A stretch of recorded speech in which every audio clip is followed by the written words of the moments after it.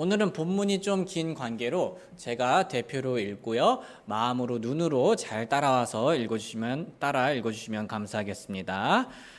제가 읽겠습니다.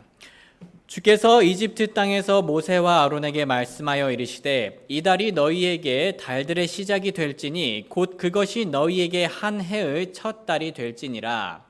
너희는 이스라엘 온 회중에게 말하여 이르라. 이 달 10일에 그들은 자기 조상들의 집에 따라 자기들을 위해 각 사람이 어린 양을 취하되 한 집에 어린 양 한 마리를 취할지니라. 그 어린 양에 대하여 집안 사람이 너무 적으면 그와 그의 집의 이웃이 혼들의 수에 따라 그것을 취하되 각 사람이 자기가 먹는 양에 따라 그 어린 양에 대하여 계산할지니라. 너희의 어린 양은 흠이 없고 1년 된 수컷으로 하라. 너희는 양이나 염소 중에서 그것을 취하고 같은 달 14일까지 그것을 간직하였다가 저녁 때에 이스라엘 회중의 전체 집회에서 그것을 잡으라. 그들은 피를 취하여 그것을 먹을 집의 양옆 기둥과 위의 문 기둥에 뿌리고 그 밤에 그 고기를 먹되 불에 구워 누룩 없는 빵과 쓴 채소와 함께 그것을 먹을지니라. 그것을 날로 먹거나 결코 물에 삶지 말고 그것의 머리와 다리와 내장을 불에 구우라. 너희는 아침까지 그것 중에서 아무것도 남겨두지 말며 그것 중에서 아침까지 남은 것은 불로 태울지니라. 너희는 그것을 이렇게 먹을지니 곧 허리에 띠를 띠고 발에 신을 신고 손에 지팡이를 잡고 급히 그것을 먹을지니라. 그것은 주의 유월절이니라.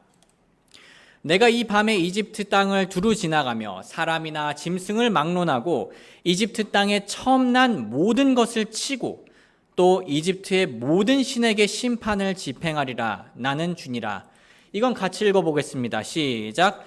그 피가 너희가 거하는 집 위에 있어 너희를 위해 표가 되게 할지니라. 내가 그 피를 볼 때에 너희를 넘어가리니 내가 이집트 땅을 칠 때 그 재앙이 너희 위에 임하여 너희를 멸하지 아니하리라. 아멘. 오늘 말씀 주제는 유월절 어린 양 예수님입니다. 유월절 어린 양 예수님. 형제자매님들, 우리 교회는 주님의 만찬 시간을 매달 가지고 있죠. 오늘날 그리스도인들이 예수님의 명령을 받아 주님의 만찬을 지킨다면 이스라엘 백성들은 하나님의 명령을 받아 유월절을 지킵니다. 이 유월절이 생소할 수 있으니 간단히 설명드리겠습니다. 이 유월절의 이름은 한자로 넘을 유, 넘을 월, 경절 절자를 사용합니다. 또한 유월절로 번역된 히브리어 페사흐의 기본 의미는요, 넘어가다 혹은 통과하다라는 의미를 가지고 있습니다. 아시다시피 이집트의 마지막 재앙으로 장자가 죽는 재앙이 내렸습니다. 이때 이스라엘 백성들이 하나님의 말씀에 따라 1년 된 수컷 양이나 염소를 잡고 집의 양옆 기둥과 위의 문기둥에 그 피를 바르면 죽음의 천사가 그냥 넘어가 주었습니다. 그래서 이런 넘어가다는 뜻으로 유월절이란 이름이 생긴 것입니다. 이해하기 쉽죠? 성도님들, 제 아내가 어제 저녁에 저한테 갑자기 말했습니다. 여보, 내일이 발렌타인데이래요. 난 아무것도 기대하지 않아요. 하면서 쓱 웃었습니다. 그 말을 들은 저는 뜨끔했습니다. 왜냐하면 저는 발렌타인데이가 언제인지 솔직히 기억하지 않았고 전혀 신경 쓰지도 않았거든요. 그런데 이 유월절은요, 발렌타인데이처럼 그렇게 잊을 만한 날이 아니었습니다. 우리나라의 광복절과 같이 그 나라의 모든 사람들이 다 기억하고 또 기념하는 날이었습니다. 민족적인 날이었죠. 왜냐하면 이 날은 하나님께서 장자의 죽음이라는 마지막 10번째 재앙을 내리셨을 때 모세의 지시로 이스라엘 백성들이 그 재앙을 피할 수 있었고요. 그 후에 이스라엘 백성들은 이집트로부터 해방되었기 때문입니다. 그래서 재앙을 피하고 또 해방된다는 그런 의미가 큰 민족적인 날이었죠. 그래서 오늘날에도 유대인들은 이 유월절을 지키고 있습니다. 그런데 형제 자매님들, 우리가 유월절과 관련된 사건들을 가만히 생각해 보면 우리나라 문화에서 좀 이해가 잘 안 되는 부분들이 생길 수 있습니다. 첫 번째로 이해가 안 될 수 있는 부분은요, 10번째 재앙이 내릴 때 왜 하필 다른 누구도 아닌 가족 중에서 장자의 죽음이었는가입니다. 가족들을 다 죽일 수도 있었고 혹은 다른 구성원을 죽일 수도 있었는데 왜 하필 장자였는가라는 질문이 생길 수 있습니다. 이것을 이해하기 위해선 우리는 먼저 현대 문화와 고대 문화의 차이를 이해할 필요가 있습니다. 아시다시피 오늘날 현대 문화는 점점 개인주의적인 문화가 강해지고 있습니다. 그래서 개인의 성공, 번영이 중요해지고 있죠. 반면에 고대 사람들은 매우 가족 중심적인 문화를 가지고 있었습니다. 그래서 당시 사람들은 오늘날처럼 개인의 성공이나 번영을 원했던 것이 아니라 가족의 성공을 원했습니다. 그런데 고대 사람들의 가족 중심적인 문화는요, 이런 부분 외에도 현대의 개인주의적인 문화와 다른 특징들을 몇 가지 더 가지고 있는데요. 예를 들면 가족 구성원 중에 한 명이 수치스러운 행동을 했다면 온 가족이 함께 책임을 져야 한다는 생각을 가지고 있었습니다. 다시 말해 가족 안에서 한 사람의 수치스러운 행동은요, 그 가족 모두에게 수치를 가져다 주었습니다. 이건 현대의 개인주의적인 문화하고는 매우 다른 삶의 자세입니다. 왜냐하면 오늘날 개인주의적인 문화에선 아무리 가족이더라도 그 사람은 그 사람이고 나는 나예요 라는 생각이 좀 강하기 때문입니다. 그 가족이 수치스러운 행동을 했으면 그건 그 사람의 잘못이고 나는 잘못이 없어요. 나는 책임질 필요가 없어요. 저는 저일 뿐이고 저는 그저 제가 갈 길을 갈 뿐이에요. 이것이 어느 정도 맞는 말이기도 하고요. 또 특히 현대인들인 우리들의 시각에서 입장에서 이런 말은 매우 그럴듯하게 들릴 수 있습니다. 하지만 사실 이 함께 책임진다는 개념은요, 그렇게 우리에게 낯선 개념까지는 아닙니다.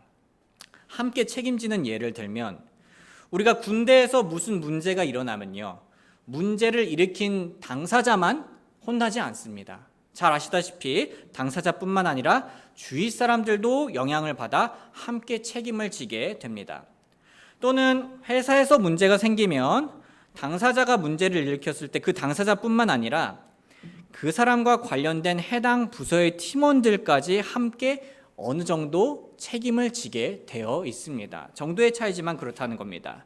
즉, 한 개인이 어느 공동체에 속했든 완전히 독립적으로 분리된 개인은 없고 잘못이 있으면, 잘못을 하면 크든 작든 주변 사람들과 함께 책임을 지게 되는 모습은 오늘날에도 우리가 찾아보려면 또 찾을 수가 있습니다. 그렇다면 세상 그 누구보다 가장 영향력을 서로에게 많이 끼치고 또 가장 가까운 공동체인 가족이라면 그 안에서 누군가 잘못했을 때 함께 책임을 지는 것은 어느 정도 자연스러운 것이라고 말할 수 있겠습니다. 자, 이렇게 이해하면 아무리 개인주의적인 현대를 살고 있는 사람도 함께 책임진다는 개념이 조금이라도 공감이 될 것입니다. 그렇다면 오늘날보다 훨씬 더 가족 중심적이었던 고대 사람들에게 있어서 한 구성원의 잘못으로 인해 가족이 모두 함께 책임져야 한다는 사실은 그들에게는 매우 자연스럽고 당연한 것이었습니다. 그런데 가족 중심 문화를 가지고 있었던 고대 사람들은 또 다른 특징을 가지고 있었는데요. 그것은 바로 한 가족 구성원이 자신의 잘못의 책임을 온 가족에게 퍼뜨릴 수 있었던 것처럼 한 가족 구성원이 가족을 대표로 자신을 희생하면 온 가족의 잘못이 그 희생 덕을 볼 수도 있었습니다. 그런데 아무나 대표로 이렇게 가족을 위해 희생할 수 있었던 것은 아닙니다. 그 가족의 대표가 될 만한 사람이 희생되어야 했습니다. 그 대표가 될 만했던 사람은요, 바로 장자였습니다. 마치 우리가 뉴스를 볼 때 회사 전체에 영향을 끼치는 문제가 생기면 회사의 대표가 처벌받음으로써 그 문제를 해결하거나, 군대 전체에 영향을 끼치는 문제가 생기면 부대의 대표격 되는 장교가 처벌받음으로써 해결하는 것처럼, 고대의 모든 가족의 희망과 미래를 상징했던 장자는요, 대표로서 모든 가족의 잘못을 대신 책임지며 처리할 자격이 있었습니다. 그 문화에서는 말이죠.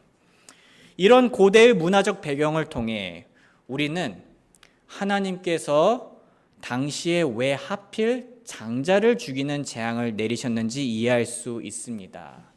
이 장자를 죽이는, 이집트의 장자를 죽이는 재앙은요, 단순히 장자들에게만 내려진 재앙이 아니었던 것입니다. 모두를 겨냥한 재앙이었고요, 그들의 대표를 하나님께서 죽게 하신 거였습니다.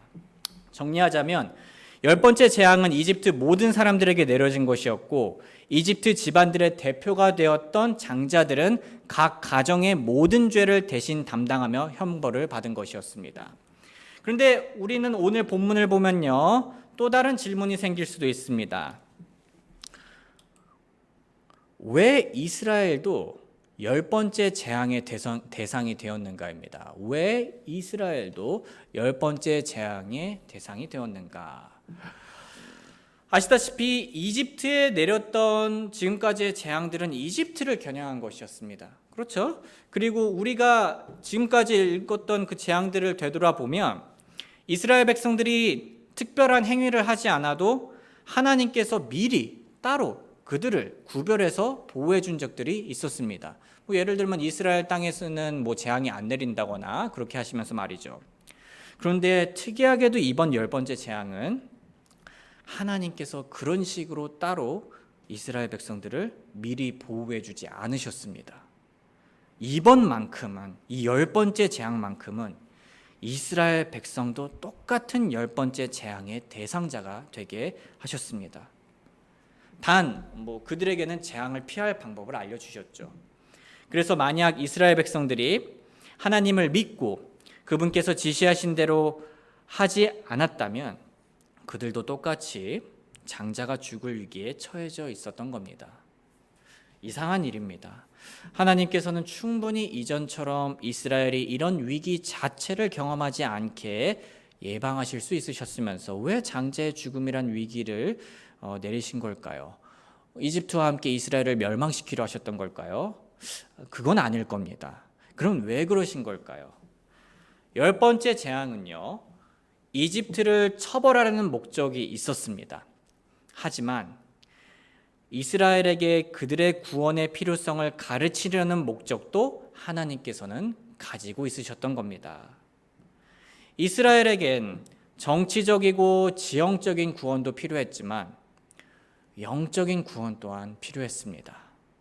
왜냐하면 이집트인들도 죄인들이었지만 이스라엘 백성들도 죄를 지은 사람들이었기 때문입니다. 이스라엘은 무슨 죄를 지었습니까? 비록 출애굽기 초반에는 이집트의 죄가 주로 부각되었지만 사실 이스라엘의 죄도 기록되어져 있습니다. 예를 들면 그들은 하나님의 사람인 모세를 적대시할 때가 있었습니다. 출애굽기 5장 21절, 그들에게 이르되 너희가 우리의 향기를 파라오의 눈과 그의 신하들의 눈에 혐오거리로 만들었고 또 그들의 손에 칼을 주어 우리를 죽이게 하였은즉 주께서 너희를 보시고 판단하시기를 원하노라 하니.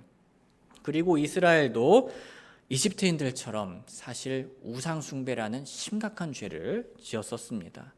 출애굽기 자체에는 구체적으로 안 나와 있지만 우리는 그 사실을 여호수아기를 통해 알 수 있습니다. 한번 같이 읽어볼까요? 시작. 그러므로 이제 주를 두려워하며 성실함과 진실함으로 그분을 섬기라. 너희 조상들이 강 저편과 이집트에서 섬기던 다른 신들을 제거하고 너희는 주를 섬기라. 네, 이렇게 이스라엘 백성들도 충분히 하나님께 벌을 받을 만한 죄들을 지었습니다. 그런데 이런 기록된 죄들을 떠나서요, 이스라엘은 모든 사람들처럼 다 본성적으로 죄인들이었습니다. 로마서 3장 23절 모든 사람이 죄를 지어 하나님의 영광에 이르지 못하더니 로마서 3장 9절 그러면 어떠하냐 우리는 그들보다 나으냐 결코 아니라 우리는 앞에서 유대인들과 이방인들을 검증하여 그들이 다 죄 아래 있음을 입증하였느니라. 그리고 완전히 거룩하시고 의로우신 재판관 하나님 앞에서 이런 죄값은 죽음이었습니다. 죄의 삭은 사망이나. 그래서 아무리 이스라엘 백성이더라도 그들 또한 이 시기의 차이일 뿐이지 결국은 죄 때문에 죽고 지옥에 갈 수밖에 없었던 죄인들이었습니다. 그러므로 한 사람으로 말미암아 죄가 세상에 들어오고 죄로 말미암아 사망이 들어왔나니 이와 같이 모든 사람이 죄를 지었으므로 사망이 모든 사람에게 임하였느니라. 정리하자면 이집트인들뿐만 아니라 이스라엘 백성에게까지 내려진 10번째 재앙은 온 세상 모든 사람들을 향한 하나님의 심판을 상징하는 재앙이었습니다. 그래서 하나님께서 이렇게 특별하게 다루신 것이죠. 또한 감사하게도 이스라엘은 하나님의 은혜로 어린 양을 희생하고 그 피를 집의 문 양 옆 기둥과 위에 바르면 죽음을 피할 수 있게 해주셨습니다. 성도님들, 하나님의 10번째 재앙이 방금 얘기한 것처럼 온 세상 모든 사람들을 향한 하나님의 심판을 상징한다면 이날 희생당하고 피를 흘렸던 어린 양은 온 세상을 구원하는 예수님을 상징합니다. 한번 같이 읽어볼까요? 시작. 우리의 유월절 어린 양 곧 그리스도께서 우리를 위하여 희생물이 되셨느니라. 이것도 읽겠습니다. 다음날 요한이 예수님께서 자기에게 오시는 것을 보고 이르되 세상 죄를 제거하시는 하나님의 어린 양을 보라. 성도님들 혹시 그 사실 알고 계셨습니까? 예수님께서 죽으신 날은요 실제로 유월절이었습니다. 요한복음 18장 28절 그 뒤에 그들이 예수님을 가야바에게서 데려다가 재판정으로 끌고 갔는데 때는 이른 아침이더라. 그들이 자신을 더럽히지 아니하고 유월절 어린 양을 먹기 위해 재판장으로 들어가지 아니하더라. 형제 자매님들, 예수님께서 돌아가신 날은 유월절이었습니다. 우리가 그 배경을 이해하고 한번 상상해 보겠습니다. 예수님께서 그 골고다로 올라가셔서 십자가에 못 박히시는 동안 대부분의 이스라엘 사람들은 무엇을 하고 있었을까요? 그날 밤 그들은 유월절 전통에 따라 집안에서 누룩 없는 빵도 준비하고 포도주도 준비했습니다. 그리고 어린 양들을 희생하고 있었습니다. 그런데 아이러니하게도 그들의 눈앞에서 죽고 피 흘리고 있던 어린 양은요, 바로 그들의 집 밖에서 십자가에 매달리며 피를 흘리시고 계셨던 예수님을 상징하고 있었습니다. 그들의 눈앞에는 어린 양이 있었지만 진정한 어린 양을 보지 못하고 있었던 겁니다. 하지만 이런 그들의 무관심함과 무지함과 불신에도 불구하고 우리 예수님께서는 꿋꿋이 여전히 그들의 구원을 위해 어린 양으로서 피를 흘려주시고 계셨습니다. 예수님께서는 그들이 믿기만 하면 사망과 지옥이라는 형벌이 그들의 앞을 지나칠 수 있도록 십자가에서 피를 흘려주셨습니다. 우리 한번 같이 읽어볼까요? 시작. 그러면 이제 우리가 그분의 피로 말미암아 의롭게 되었은즉, 이것도 읽겠습니다. 그 사랑하시는 자 안에서 우리가 그분의 풍성한 은혜에 따라 그분의 피를 통해 구속 곧 죄들의 용서를 받았도다. 소중한 형제 자매님들, 성경에 나와 있듯 이집트 사람들뿐만 아니라 이스라엘 사람들뿐만 아니라 우리도 모든 사람들처럼 다 죄인입니다. 그냥 가볍게 너도 죄인이고 나도 죄인이고 난 완벽하지 않고 너도 완벽하지 않고 이런 가벼운 태도가 아니라요, 무한히 높으신 하나님의 의로운 눈으로 볼 때 우리의 죄는 한없이 타락한 죄이고 죽어 마땅한 심각한 죄입니다. 그런데 예수님께서는 이스라엘 백성들뿐만 아니라 우리를 위한 유월절 어린 양이 되어 주셔서 그분의 피를 직접 흘려 주시고 대신 죄값을 치러 주셨습니다. 우리는 오직 그 예수님의 희생 덕분에 구원받을 수 있게 된 것입니다. 이것이 우리 삶에서 무엇을 의미합니까? 우리에게 그저 두렵기만 하고 피하고 싶었던 우리 몸의 죽음이 이제는 천국으로 가는 영원한 생명의 문이 되어 주었다는 것을 뜻합니다. 또한 나의 은밀한 죄를 이제 더 이상 꽁꽁 숨기지 않고 혹은 외면하지 않고 온전히 하나님께 나아가 용서를 구할 수 있게 되었다는 뜻입니다. 그리고 죄의 유혹으로 인해 오늘 실패하더라도 이제는 나의 그런 연약한 부분까지 당당히 인정하며 내일 더 올바른 삶을 살 수 있도록 계속 도전할 수 있게 되었다는 것을 뜻합니다. 여기서 끝이 아닙니다. 이제 나에게는 나를 위해 자신의 피를 흘릴 만큼 나를 진심으로 그리고 열렬히 사랑하는 분이 함께 있다는 것을 뜻합니다. 이런 사실들은 우리의 마음이 낙심되고 또 지칠 때, 학교에서 힘들 때, 직장에서 사람들에게 치일 때 큰 회복제가 되어줍니다. 우리 모두 우리를 위한 유월절 어린 양 되신 예수님께 감사드리며 직장과 학교에서 또 가정과 교회에서 이 큰 구원으로 인해 기뻐하는 삶을 살길 주님의 이름으로 소원합니다. 우리 잠시 노래가 연주되는 동안 하나님께서 오늘 우리에게 해주신 말씀이 있다면 마음으로 잠시 기도하는 시간 가지겠습니다.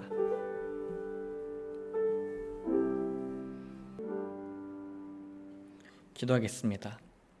사랑하는 주님, 오늘도 저희를 돌보아 주심에 감사드립니다. 주님, 사실 저희는 주변의 소중한 사람들을 향해 마음이 무감각해지듯 주님에 대해 너무나 망각하고 또한 무감각해질 때가 있습니다.